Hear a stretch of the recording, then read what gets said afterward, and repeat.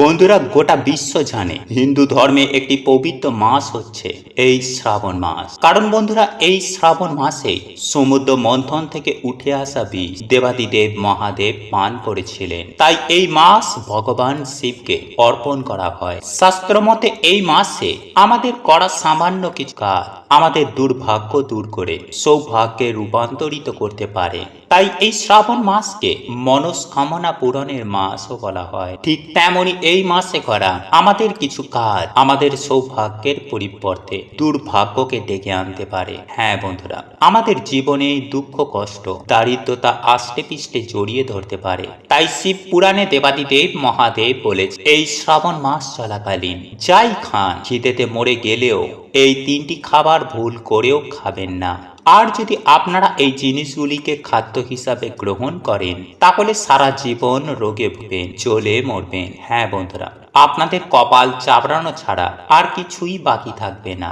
ঠিক তেমনই দেবাদিদেব মহাদেব এও বলেন, যদি কোনো ব্যক্তি শ্রাবণ মাসে কালো সুতো বা ধাগা হাতে কিংবা পায়ে বেঁধে রাখতে পারবে, সেই ভক্ত দেবাদিদেব মহাদেবের আশীর্বাদ প্রাপ্ত করবে। শুধু তাই নয় বন্ধুরা, যে সকল ব্যক্তিরা এই কালো সুতো বা কালো ধাগা হাতে কিংবা পায়ে ধারণ করবে, সেই সকল ভক্তরা এই শ্রাবণ মাসে এই 5টি সংকেত অবশ্যই পাবেন। কারণ এই 5টি সংকেত ভাগ্যশালীরাই পায়।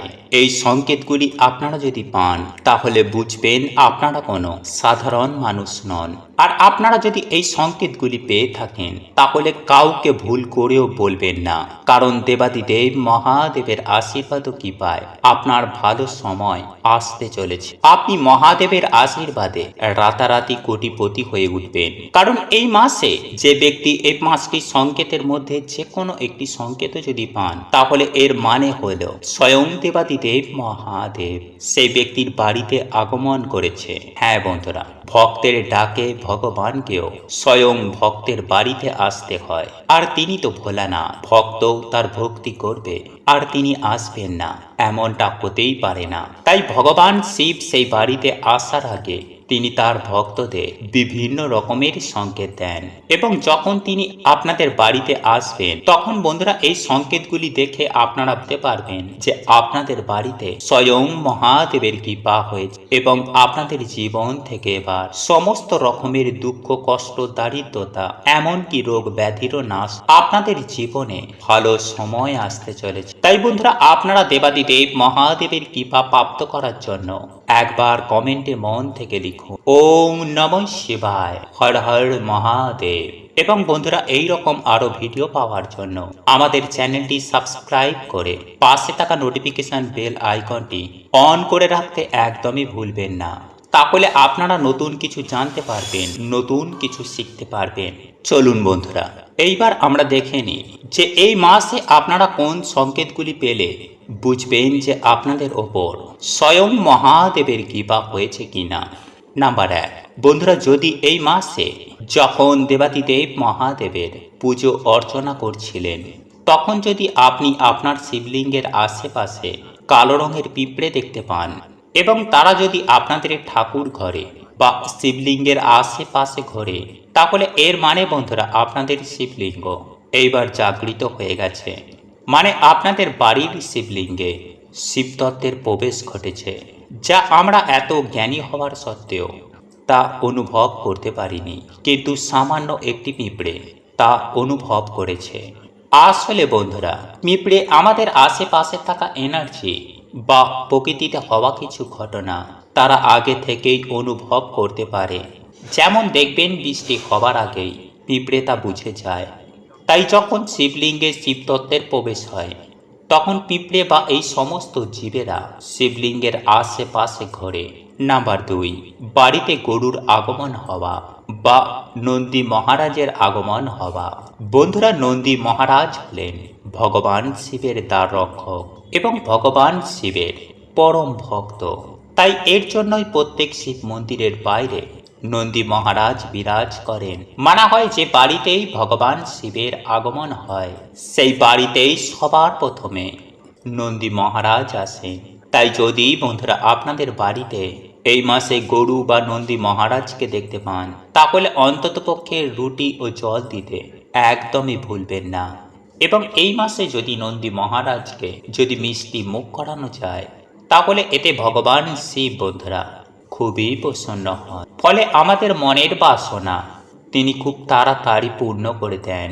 নাম্বার 3, বন্ধুরা যদি আপনারা এই মাসে হঠাৎই স্বপ্নে শিবলিঙ্গ বা ভগবান শিবকে দেখতে পান, তাহলে বন্ধুরা এর মানে আপনাদের ওপর স্বয়ং দেবাদিদেব মহাদেবের কৃপা হয়েছে। কারণ বন্ধুরা আমরা এতটাই পুণ্যবান নই যে আমরা সাক্ষাৎ ভগবানের দর্শন করতে পারি। তাই ভগবান তার ভক্তদের প্রথমে স্বপ্নেই দর্শন দেন। নাম্বার 4, স্বপ্নে সাপের দর্শন, বা যদি আপনাদের বাড়িতে এই সময়ে কালো রঙের সাপ দেখতে পান, তাহলে বন্ধুরা মনে করা হয় যে এটিও ভগবান শিবের কৃপারই লক্ষণ। তাই যদি বন্ধুরা আপনাদের বাড়িতে এই সময়ে সাপ দেখতে পান, তাহলে যতটা পারবেন বন্ধুরা তাদের না মারারই চেষ্টা করবেন। নাম্বার 5, বন্ধুরা যদি এই মাসে আপনাদের বাড়িতে নীলকণ্ঠ পাখি আসে, তাহলে ভুলেও কিন্তু বন্ধুরা তাকে বাড়ি থেকে তাড়াবেন না। কারণ বন্ধুরা শাস্ত্র অনুসার নীলকণ্ঠ ভগবান খুবই প্রিয়।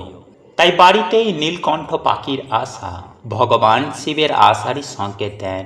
এছাড়াও বন্ধুরা যদি আপনাদের বাড়িতে এই সময়ে কর্পূরের গন্ধ পান, বা হনুমানজিকে যদি আপনারা স্বপ্নে দেখেন, বা যদি আপনাদের বাড়িতে হনুমানজি আসেন, তাহলে এটিও ভগবান শিবের কৃপা পাওয়ারই একটি লক্ষণ।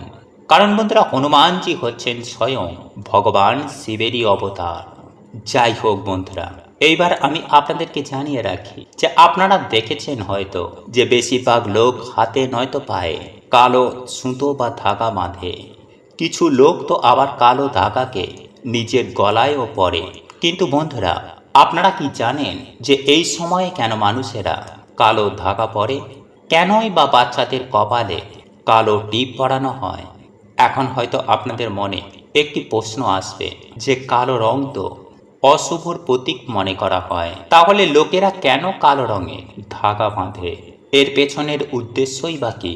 বন্ধুরা যদি আপনারা এর পেছনের কারণ শোনেন, তাহলে আপনারাও চমকে উঠবেন।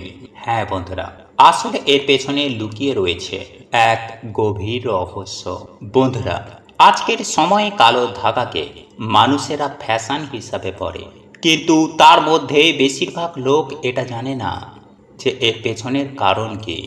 বন্ধুরা এই কালো টিপ লাগানোর পেছনে আধ্যাত্মিক ও বৈজ্ঞানিক দুটো কারণই লুকিয়ে রয়েছে।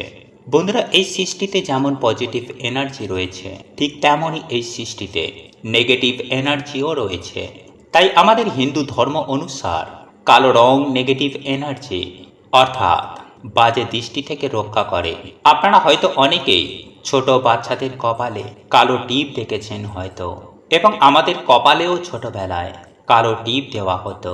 বন্ধুরা আধ্যাত্মিক ব্যক্তি অনুসার মায়েরা এমন এর জন্য করেন যাতে তার সন্তানদের ওপর বাজে দৃষ্টি না লাগে, অর্থাৎ নেগেটিভ এনার্জি যাতে দূরে থাকে। আসলে বন্ধুরা শাস্ত্র অনুসার কালো রং ভগবান শনি ও রাহু দেবের সাথে সম্পর্কিত। সাথে এটাও বলা হয় যে কালো রং ভগবান কাল ভৈরব দেবের সাথেও সম্পর্কিত। এই ব্যাপারে পণ্ডিতেরা মনে করেন যে ভগবান বিষ্ণুর অংশ ও মহাকাল শিবের 5 নম্বর রূপ ভৈরবনাথ, অর্থাৎ কাল ভৈরব ভগবানের উপাসনার ক্ষেত্রে দৈবিক, শারীরিক ও মানসিক সমস্যার সমাধান হয়। তাই এর জন্য লোক কালো রং ব্যবহার করে বিভিন্ন সমস্যার সমাধান পেতে চায়। বন্ধুরা ভগবান শিবের বরদান অনুসার ভগবান শিবের কোনো পুজোর আগে কাল ভৈরব দেবের পুজো অনিবার্য। কাল ভৈরব ভগবান স্বভাবে একটু উগ্র হলেও ভগবান শিবের মতনই তিনি খুব তাড়াতাড়ি প্রসন্ন হন। ফলে এই মাসে কপালে কালো রঙের টিপ দিলে নেগেটিভ এনার্জির প্রভাব বাচ্চাদের জীবনে পড়ে না। এবং কপালে যদি বড় করে টিপ দেওয়া হয়, তাহলে মানুষের প্রথম নজর ওই কালো টিপের ওপরেই পড়ে যায়। ফলে মানুষের কোনো রকমের বাজে দৃষ্টি ওই বাচ্চাদের ওপরে পড়ে না।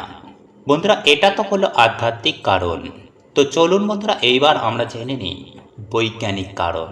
বন্ধুরা আসলে আমাদের এই শরীর 5টি তত্ত্ব নিয়ে তৈরি। যেমন মাটি, জল, বায়ু, অগ্নি ও আকাশ। যখন এই তত্ত্বের মধ্যেই কারোর বাজে দৃষ্টি পড়ে, তখন সেই নেগেটিভ এনার্জির প্রভাব তখন আমাদের এই 5 তত্ত্বের শরীরের ওপরেও পড়ে। ফলে তার জীবনে নেমে আসে নানান রকম সমস্যা। আর আপনারা হয়তো বেশিরভাগ মানুষই পড়েছেন যে কালো রং নেগেটিভ এনার্জিকে শোষণ করে নেয়। এর জন্য কালো রঙের টিপ অথবা হাতে বা পায়ে কালো সুতো বা ধাগা বাঁধা হয়। এছাড়াও বলা হয়, যদি মঙ্গলবার হনুমানজির মন্দিরে গিয়ে হনুমানজির চরণে কালো ধাগা রেখে তার চরণে রাখা সিঁদুর যদি ওই ধাগায় লাগিয়ে নিজের সিন্ধুকে বা আলমারিতে রাখা হয়, তাহলে তার জীবন থেকে আর্থিক সমস্যা কিছু দিনের মধ্যেই দূর হয়ে যায়। তাই যদি বন্ধুরা আপনারা কোনো রকমের আর্থিক সমস্যায় ভোগেন, তাহলে এই মাসে অবশ্যই এই প্রক্রিয়াটি করে দেখতে পারেন। অবশ্যই কিন্তু আপনারা এর সুফল পাবেন। তবে বন্ধুরা এই মাসে আপনারা যাই করুন না কেন, যাই খান না কেন, এই শ্রাবণ মাস চলাকালীন বন্ধুরা আপনারা এই খাবার 3টি খাবেন না। কারণ বন্ধুরা, যদি আপনারা চান আপনাদের ওপরে স্বয়ং মহাদেবের কৃপা বিরাজ করুক, ভগবান শিবের কৃপায় আপনাদের সকল মনোবাসনা পূর্ণ হোক, তাহলে বন্ধুরা আপনারা আজকের এই ভিডিওটি অবশ্যই পুরো দেখুন। কারণ বন্ধুরা, এইবার আমি আপনাদেরকে এমনই বিশেষ কিছু গুরুত্বপূর্ণ দিক তুলে ধরব, যা প্রত্যেকটা মানুষের জানা অত্যন্তই জরুরি। তাই বন্ধুরা, ভিডিওটি একটি লাইক করে কমেন্টে ওম নমঃ শিবায়, হর হর মহাদেব ও জয় শ্রীকৃষ্ণ, রাধে রাধে অবশ্যই লিখবেন। বন্ধুরা, শিব পুরাণে উল্লেখ করা হয়েছে যে ভগবান শিবের পুজো অর্চনা করার জন্য এই শ্রাবণ মাস সর্বশ্রেষ্ঠ মাস বলে মনে করা হয়। কারণ এই মাসে বন্ধুরা ভগবান শিব নিজের ভক্তদের বাড়িতে আসেন এবং ভক্তদের মনের কথা ও মনের বাসনা শোনেন। যারা এই মাসে ভগবান শিবের নামে সোমবারে অন্তত একটি বেলপাতা শিবলিঙ্গে অর্পণ করে, তাহলে বন্ধুরা তাদের মনোবাসনা স্বয়ং ভগবান শিব শোনেন। কারণ বন্ধুরা, ভগবান শিব হলেন স্বয়ং ভোলেনাথ। তিনি ভক্তের দেওয়া সামান্য একটি বেলপাতাতেই তিনি সন্তুষ্ট হয়ে যান। আবার ঠিক তেমনই সামান্য কিছু ভুলেও বন্ধুরা তিনি রুদ্র রূপ ধারণ করেন এবং সেই ব্যক্তির ওপরে তিনি কখনোই কৃপা করেন না। তাই বন্ধুরা, এই মাস চলাকালীন আপনারা কিন্তু ভুলেও এই কার্যগুলি করবেন না, নইলে আপনাদের পরিবারের ওপরে কিন্তু বন্ধুরা এর প্রভাব অবশ্যই পড়বে। নাম্বার 1, বন্ধুরা এই শ্রাবণ মাস সাধনা ও তপস্যার মাস। তাই বন্ধুরা এই মাসে আপনারা বেশি ভোগ বিলাসিতা করবেন না। এই মাসে যতটা আপনারা পারবেন জপ তপ দান পুণ্য মানে বেশি করে পুণ্য আদির কাজ করবেন। নাম্বার 2, বন্ধুরা এই মাসে আমাদের চুল দাড়ি কাটা উচিত নয়, বিশেষ করে এই মাসের সোমবারগুলিতে। নাম্বার 3, বন্ধুরা এই মাসের সোমবারে সকাল সকাল ঘুম থেকে উঠে বাবার মাথায় জল ঢালুন। যদি পারেন তো বন্ধুরা আপনারা এই মাসে যে কোনো একটি শিব মন্দিরে গিয়ে শিবলিঙ্গে জল অর্পণ করুন। এবং যদি বন্ধুরা আপনাদের বাড়িতে এই মাসে কোনো অসহায় গরিব দুঃখী মানুষ আসে, তাহলে বন্ধুরা ভুলেও কিন্তু তাকে খালি হাতে ফেরাবেন না। কারণ বন্ধুরা এই মাসে স্বয়ং মহাদেব ভক্তদের বাড়িতে আসেন। তাই বন্ধুরা এই মাসে কোনো পশু পাখির গায়ে হাত তুলবেন না, কোনো নারী বা পুরুষকে বিনা কারণে অপমান করবেন না, কারোর নিন্দা করবেন না, এই মাসে কাউকে ঠকাবেন না, মা বাবা গুরুজনকে এই মাসে ভুলেও দুঃখ দেবেন না। যতটা পারবেন বন্ধুরা এই মাসে পশু পাখিদের সেবা করুন, অসহায় মানুষদের সাহায্য করুন। কারণ বন্ধুরা ভগবান শিবকে স্বয়ং পশুপতিনাথ বলা হয়। তাই বন্ধুরা এই কার্যে ভগবান শিব খুবই প্রসন্ন হন। নাম্বার 4, এইবার আমি আপনাদেরকে জানিয়ে দেব যে শাস্ত্রের বিধিবিধান অনুসারে এই শ্রাবণ মাস চলাকালীন যে খাবারগুলি খাওয়া মোটেও উচিত নয়। বন্ধুরা আমি সবার প্রথমেই যে খাবারটির কথা বলবো তা হলো কাঁচা দুধ। হ্যাঁ বন্ধুরা, কারণ আপনারা প্রত্যেকেই জানি যে শ্রাবণ মাসটি কিন্তু বর্ষাকালের অন্তর্ভুক্ত একটি মাস এবং এই বর্ষাকালে কাঁচা দুধে অত্যন্ত পরিমাণে ব্যাকটেরিয়া খুব দ্রুততার সঙ্গে বৃদ্ধি পায়। আর আপনারা যদি এই বর্ষাকালে কাঁচা দুধ পান করেন, তাহলে কিন্তু বৈজ্ঞানিক দৃষ্টিভঙ্গিতে আপনাদের শারীরিক সমস্যা বা পেটের সমস্যা দেখা দিতে পারে। আবার অন্যদিকে আমাদের হিন্দু শাস্ত্র বলছে প্রচুর পরিমাণে ব্যাকটেরিয়া দুধের মধ্যেই তৈরি হয় বলে সেহেতু দেবাদিদেব মহাদেবের মাথায় এই কাঁচা দুধ নিবেদন করা হয়। বন্ধুরা, এই দুধ দেবাদিদেব মহাদেবের অত্যন্ত প্রিয় হলেও মানুষের শরীরের জন্য কাঁচা দুধ সেবন করা একদমই ভালো নয় এই শ্রাবণ মাসে। বন্ধুরা, বহু প্রাচীন কাল থেকেই এই শ্রাবণ মাসে কাঁচা দুধ কিন্তু দেবাদিদেব মহাদেবের মাথায় নিবেদন করা হয় এবং এই দুধ দিয়ে ওনার অভিষেক করা হয়। সুতরাং আপনারা কোনো পরিস্থিতিতে এই কাঁচা দুধ কিন্তু শ্রাবণ মাসে গ্রহণ করবেন না, এতে ভালো আপনাদেরই হবে। বন্ধুরা, এরপর তৃতীয় যে খাবারটি আপনাদেরকে জানিয়ে দেব বা শ্রাবণ মাসে খেতে বারণ করব, সেটি হলো বেগুন বা কোনোরূপ শাক জাতীয় খাবার।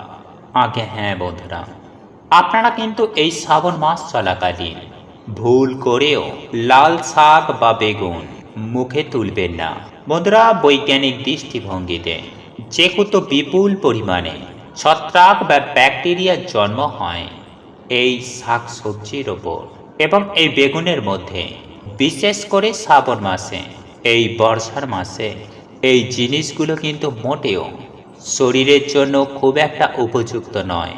বন্ধুরা, এই খাবারগুলি শ্রাবণ মাসে গ্রহণ করলে আপনাদের শারীরিক দিক থেকে চরম ভয়ঙ্কর সমস্যায় পড়তে হবে, যার ফলে আপনাদের কর্মক্ষেত্রে ক্ষতি হবে।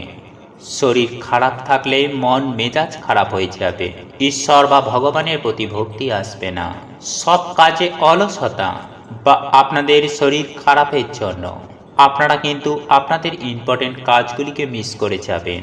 এছাড়াও বিভিন্ন রকম শারীরিক সমস্যা বা মানসিক সমস্যা থাকলে এই সব সমস্যায় আপনারা খুব তাড়াতাড়ি জড়িয়ে পড়বেন। সুতরাং আপনারা চেষ্টা করবেন যে এই শ্রাবণ মাস চলাকালীন আপনারা কিন্তু ভুল করেও বেগুন বা শাক জাতীয় কোনো খাবার আপনারা কিন্তু ভুল করেও খাবেন না।